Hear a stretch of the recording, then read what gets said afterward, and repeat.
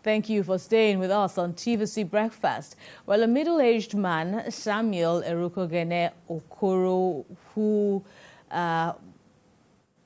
rode on his bike for about 10 days has from Yobe State, Damaturu, that is, to Delta State. Well, he is joining us now. He was awarded Cyclist of the Year with a commendation from Governor Sheriff Oborevwori, and he rode from Damaturu, as I have said, to Delta State. He hails from Udu Local Government Area of the state. He lives in Damaturu and embarked on this journey on Saturday, December the 9th, and arrived at Asaba on December the 20th. Ikena Amechi tells his story. Upon assumption of duty on the 29th of May, Governor of Delta State, Sheriff Oborevwori, set out early to continue from where the last administration stopped. Ongoing roads and drainage across the state completed, and even building projects. He initiated new ones and awarded contracts worth 78 billion naira to construct 3 flyovers in Warri and Efron. For all these achievements, in a short while, this young man, upon hearing of them, decided to ride from Damaturu to Asaba to appreciate the governor. Welcoming the cyclist to Government House, Governor Sheriff Oborevwori, accompanied by his deputy, congratulated him for the successful journey and assured that he will continue to deliver the dividend of democracy to Delta residents who entrusted him with their votes. For him to take the risk to come from Damaturu in Yobe State with bicycle for 10 days, it's a big risk. I want to assure Deltans that with all the risks people are taking, with all the support, the show of love, I will not disappoint Deltans. And I want to assure Deltans, people have a stake in this government. The youths, the women, and even residents, I will not disappoint Deltans. The cyclist, Samuel Okoro, who journeyed 10 days from Yobe to Delta, says he is motivated by the performance of Governor Oborevwori in Delta State as he delivers a letter from natives of Delta living in Yobe. So I was just flipping through the Google and Facebook, and I started seeing the work that our governor, Sheriff Oborevwori, is doing. I was amazed. I said, what happened? How many years has he been in office? I just tried to imagine it. I said, it's not up to a year, but this is happening currently. I said, I have to do something for this man. I have to honor him. With 56% of the 725 billion naira 2024 Delta State budget dedicated to capital expenditure, the governor is focused on delivering more infrastructure to all parts of the state. Ikena Amechi, TVC News, Asaba. And Samuel Okoro joins us now via Zoom from Delta State, the cyclist himself, that is. Thank you so much for joining us. Compliments of the season. I wonder how you are feeling after, such a rigorous journey that you undertook, states, across states.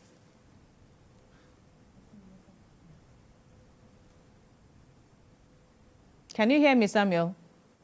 Yes, I'm hearing you. Right. So how are you? How are you doing? It was such a rigorous exercise that you embarked on, and that's a pregnant word. Exercise that is, but how has it been for you? Will I say, is the word recuperating apt? Actually, it's not been easy for some days now. Can you hear me? Yes, tell us more. Tell us more about what propelled you. You said it was to honor the governor of your state. Tell us more about what propelled you to take on such an onerous task. Okay, thank you very much. It's been an honor to actually be in the presence of people that are like-minded. I was following up Delta State development the infrastructure, the projects being done in the state so far. I was just looking at it. I used to look at Delta. I used to follow up every news from Delta, not only me actually, but most of us from Delta. So I just find out that the government so well in a short period of time is actually doing, I thought maybe it's a lie, so I have to go to Google. I Google it, it's still telling me the same thing. So I go through his Facebook page, the same thing. So I have to call people that are staying in Delta that please, I know you did not support. There's one of my friends, his name is Noah. He lives in Ugele. So I call him, I say, I know you are into politics and you are not a PDP member, but this is what I'm seeing on Facebook and everything. Is it true? He now said, even him is surprised that at this short period of time, Governor Sheriff Oborevwori is doing this great, that we need to support him, that he's advising every debtor to join hands together to support him. And I said, okay, that's a good one. We hope to honor people like Sheriff Oborevwori. I just feel like, let me honor him. Well, so, sorry to butt in. It's quite an amazing one. Was there a time that you paused and then you thought to yourself, was I doing the right thing? Especially when you met a woman, during your journey, who looked at you quizzically at the restaurants, asking you, you did do this for Nigeria. What came to your mind, and did that continue ringing in your head that what's going to be like if I get to Delta State? I just told the woman that if I can enter Delta and I'm able to see Sheriff Oborevwori and he welcome me, I'm okay. That's what I told her. I said I don't care about any other person. But if he can make an arrangement and just...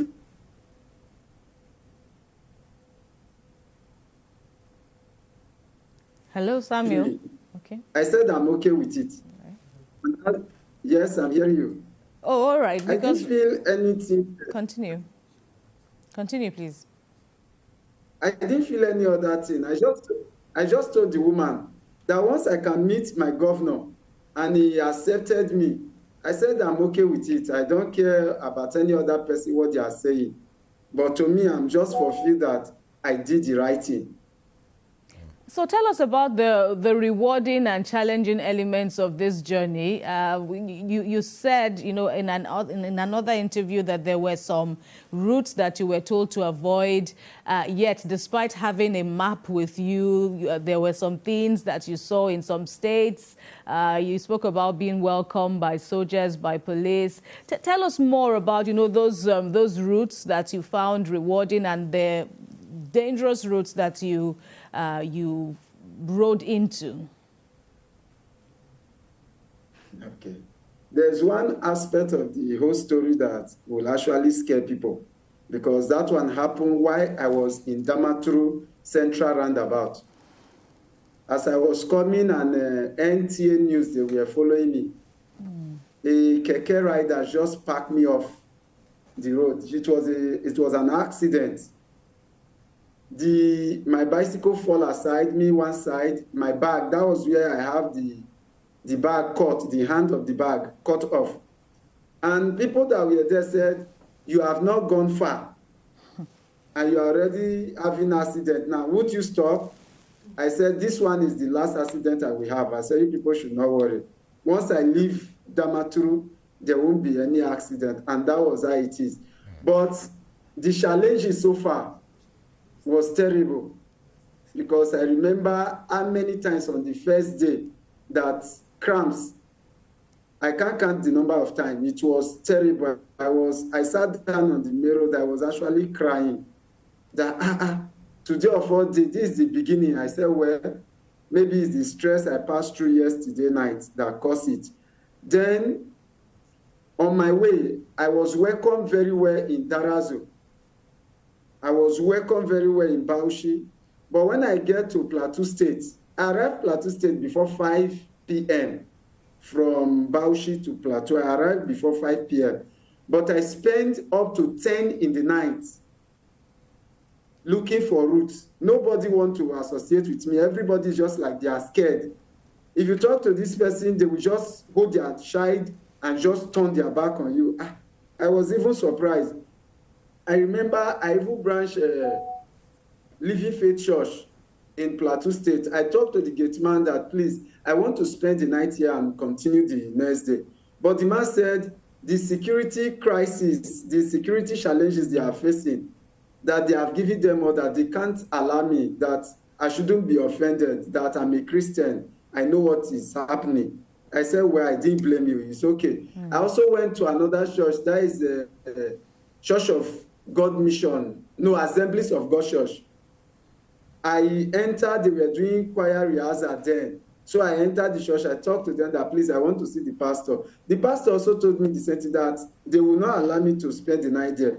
That if anything happened, that he will be the one to blame that. So he will advise me to go to a police station and pass the night. Since I have my police clearance and everything, I told him that, that one is just a waste of time. Let me just show me where I can find a hotel. He now said I should move a little bit far, that there's a roundabout. So when I get to the roundabout, I saw police officers there that were doing their work. They were doing their just night duty.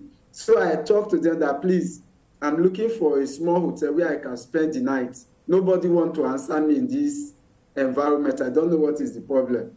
He now said it's the security challenge, that everybody is afraid, that but there's a hotel there. Where are you coming from? I said, Yobe. I'm coming from Damaturu. He said, where are you going to? I said, I'm going to Delta. He just laughed at me. He said, all this na celebrity stuff, na so na go take you na self. I said, sir, I cannot die. It's not celebrity. I'm just riding to honor my governor. He said, Kai, you try. He just told me, Kai, you try.